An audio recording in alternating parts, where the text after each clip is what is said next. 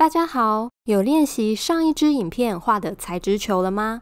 这一支影片需要的知识在材质球的影片里面都有，所以这一支影片是讲解如何应用上一支影片所学的方法画出成品，也就是灰喜鹊。这幅画会用到毛笔来画，它们比较容易定型，所以我可以压扁，然后在纸上刷出毛茸茸的样子。也会准备一支尼龙毛的水彩笔，它很有支撑力，或者是说很有弹性，在最后刻画细节，画一些细毛会很好用。那我们就开始画，把已经画好的线条用转印的方式画在水彩纸上。如果需要黑白线条的人，可以在下面留言，我会寄线稿给你。沾清水画头部，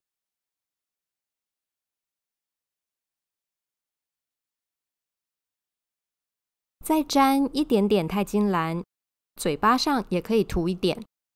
这时候可以把笔刷压扁一点，一丝一丝、一根一根的感觉。而且要注意画的方向，要有羽毛毛流的这种顺畅度。虽然纸面因为潮湿的关系，所以笔触很容易消失，融在一起。但我们需要的就是隐隐约约留一些这种材质感在底层。之后再慢慢的铺上更细致的笔触。如果需要详细的示范，上一支材质球的影片有比较多的细节。混一点隔红，注意看调色盘上的颜料几乎不太流动，水比较少，所以颜料比较浓，画在潮湿的纸面上也比较不会流动。我们现在多混一点点钛金蓝，这样让蓝色更暗一些，但是依旧是鲜艳的，有饱和度的。在脖子的地方涂清水，这时颜料一定要加水稀释，不可以太重太浓，因为这里是白色羽毛的阴影。大家可以注意看调色盘上的颜料是流动的，代表水加的比较多。笔法的部分一样要把笔压扁，当成一个小刷子，刷出毛的方向。我们往下延伸一点，让边缘都是虚的，也就是模糊的。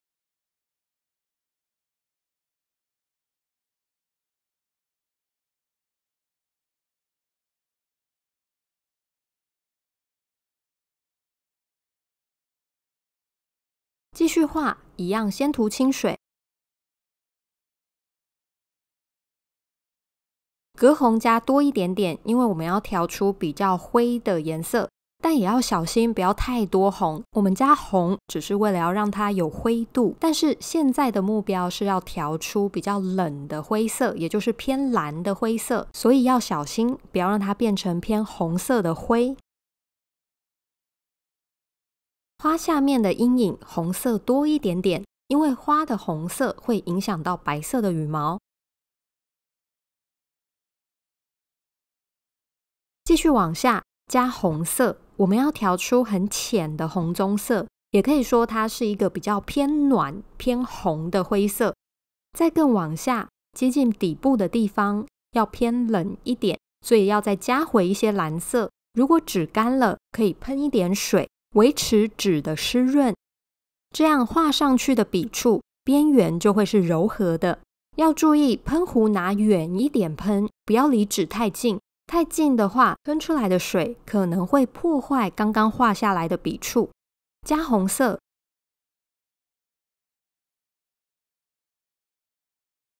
现在纸还是潮湿的状况，这时候颜料要开始加浓一点点，把不同部位羽毛的层次分出来。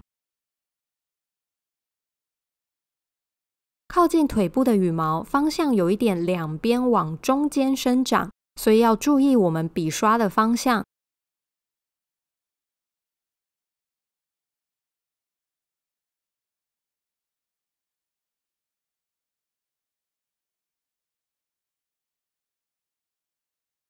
这时候纸还是潮湿的，所以颜色会容易混在一起，但不用担心，我们可以擦一擦。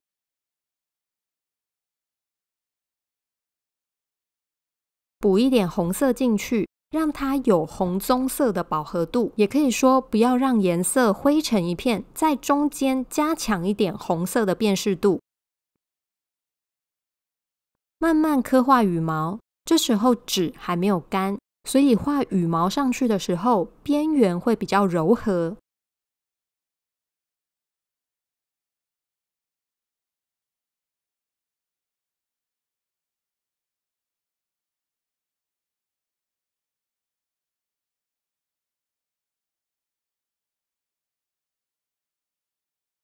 旁边的纸已经完全干了，所以我用很淡很淡的灰色当水刷一刷，然后加深腿和肚子之间的凹陷。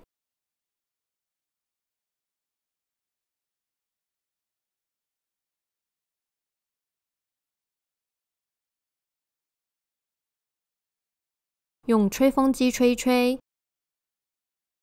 继续加细节。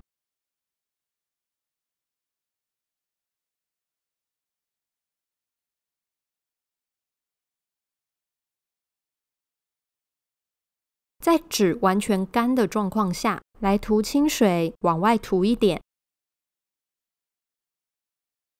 这里我们可以多加一点红色。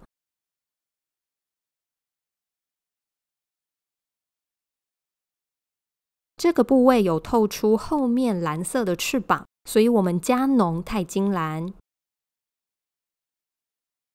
加隔红要注意，往里面画的时候，笔尖要刷出毛尖尖的形状。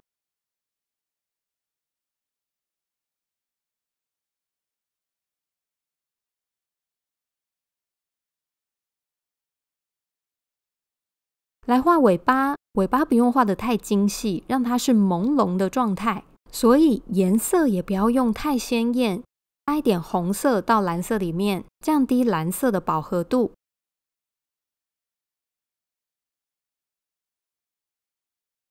轮廓可以画明显一些，羽毛的方向也画出来。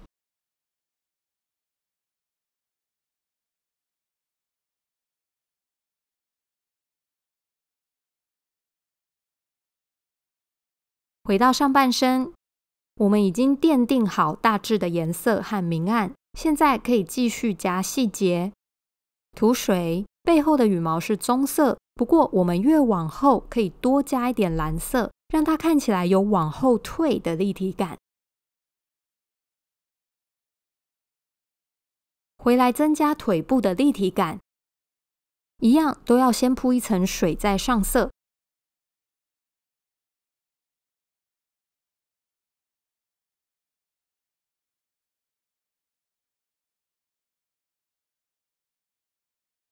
我们来画脚，脚有一部分藏在羽毛里面，所以连羽毛都要涂一层水，这样才有毛茸茸的效果。加多一点红，让颜色是棕色，而且颜料要浓一点。脚可以有不同的画法，可以一气呵成，也可以先画一层比较淡的灰蓝色，旁边加红色，加浓一点。高光处可以用卫生纸擦掉一些。往下的指头就不用那么多光。这里的步骤和刚刚一样，先画淡淡的蓝色作为亮光，加红色，而且要浓一点，从周围涂到中间。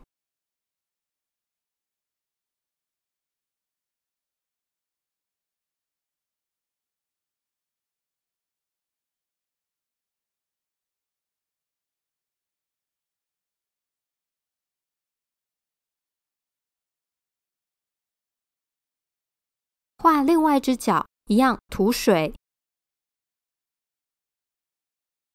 加一些蓝色，水要多一点，调出冷一点的灰色。面朝上比较亮，面朝下可以暗一些。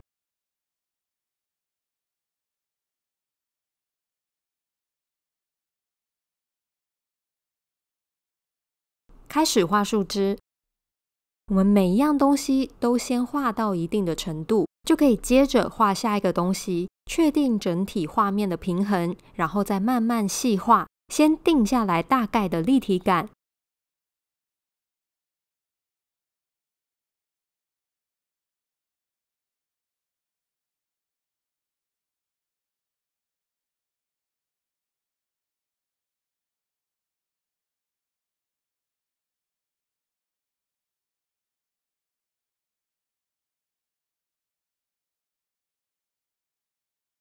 慢慢加深树枝的暗面。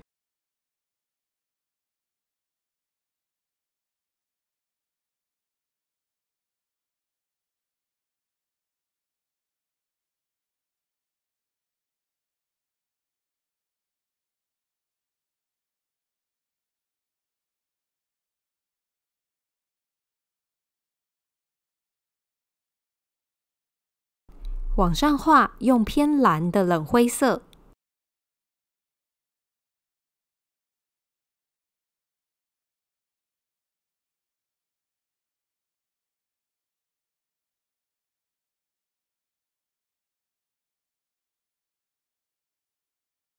先画到这个程度，等等再继续细画。我们先把嘴巴上色，涂清水。嘴巴叼着花，花的红色会稍微反映到嘴巴上面，这里都用很浓的颜色。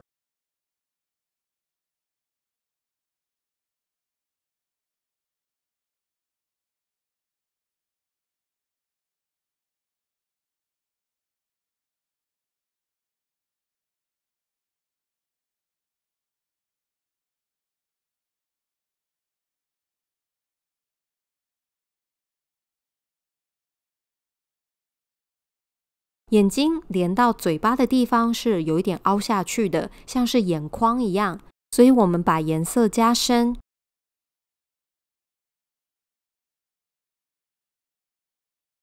画眼睛，先涂淡淡的一层红色，这是因为眼睛反射了花的颜色。趁还没有干，往上衔接深蓝色，留下高光点。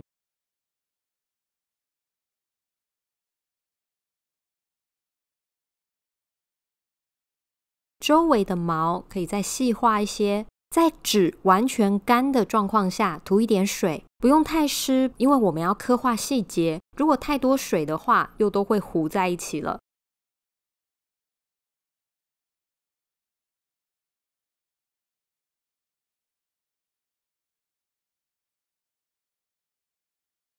画花，我们先不要用蓝色，都用红色来画。花蕊也用红色来画。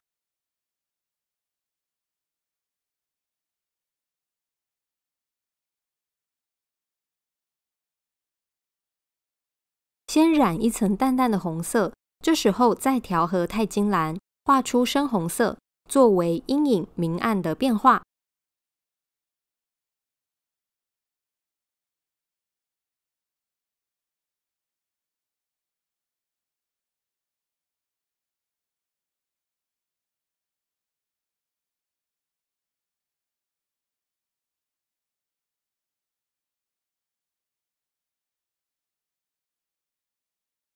混蓝色加深，这是比较没有直射到光线的花瓣。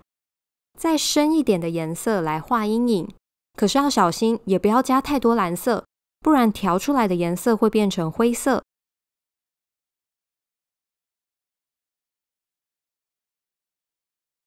细细的来刻画花瓣的纹理，靠近花蕊的地方，颜料加浓一些。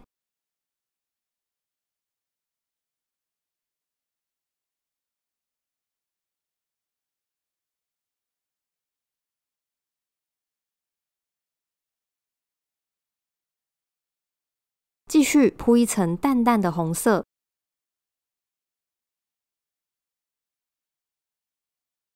画中间花心的时候，比较没有照到光，所以我们多一点蓝色。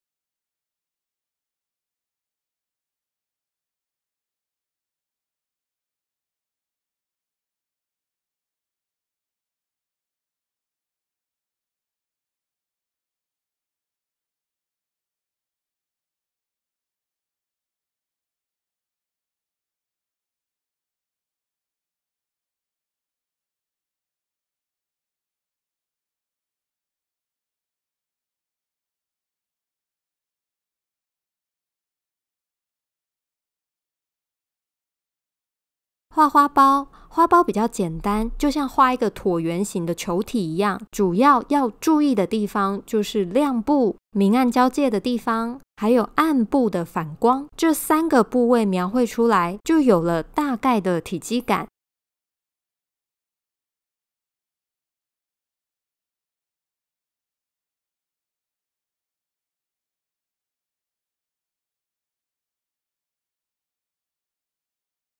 像这种花和花之间靠在一起的地方，光会比较难透进去，所以可以稍微暗一点。可是混色的时候要注意，不要加太多蓝色，把它变成灰色，因为花也是有一点点透明的材质感，所以光在里面会有一些折射的效果，它不会变得太灰暗，而是会保有一些红色的鲜艳度。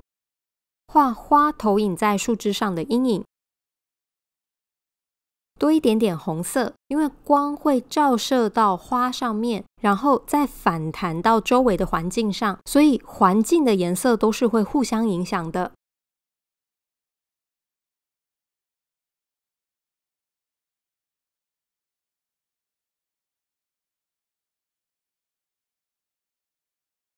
尾巴可以再加一点点细节，主要是把颜色加深，然后做一些水彩的流动效果。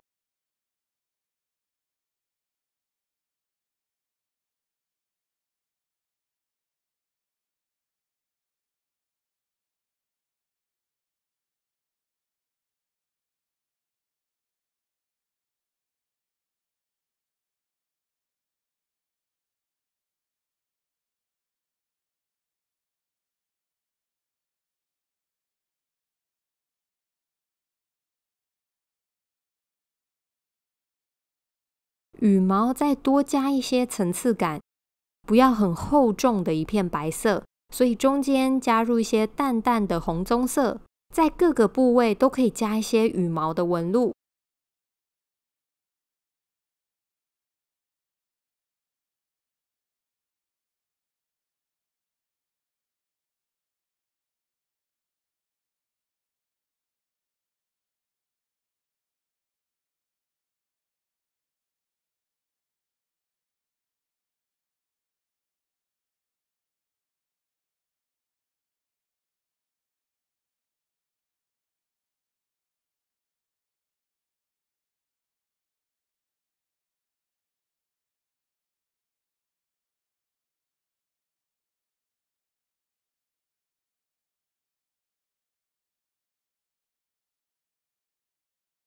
回到树枝，我们加更多细节，这里可以加深，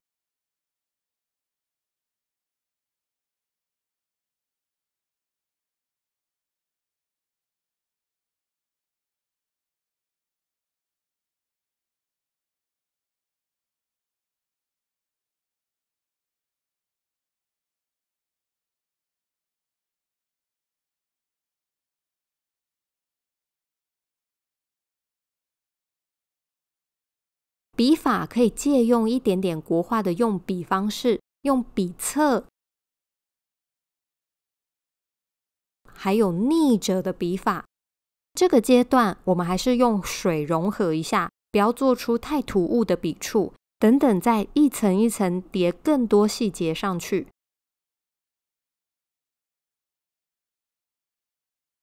干一点之后，可以再用同样的方式刷一次，让树皮那种凹凸不平的表层可以再清晰一些。